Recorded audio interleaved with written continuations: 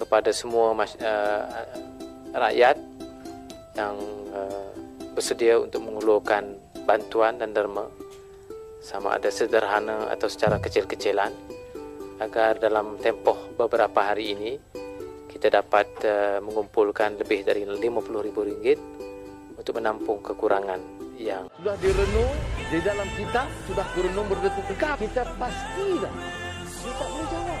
Cari berlindung di bawah peraturan-peraturan kecil, menyelamatkan diri. Ini bukan nak selamatkan orang, ini selamatkan negara dan rakyat.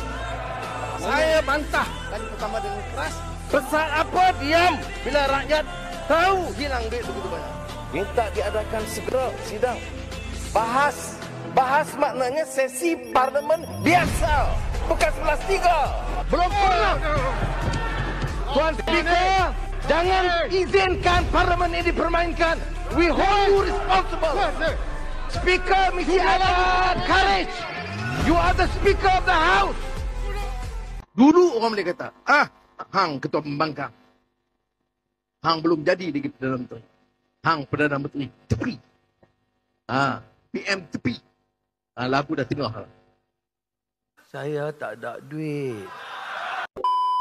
Tak boleh jalan ni belah kiri kanan, duduk situ. Aku kata ambil gambar kiri kanan, siapalah peduli. No, duduk situ. Macam ni, saya duduk depan ni.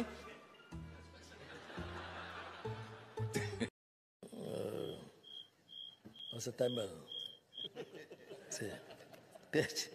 Saya cari hilang. Kementerian Kesihatan ni, TPM tidak membantu. Kementerian Kesihatan menerima peruntukan kedua tertinggi bagi kesemua jabatan dan kementerian. Ya. Baik. Tirukural. Ure, pasium, ova, pinium. Sere, pagayum. Sera, teyal, vadu, nada.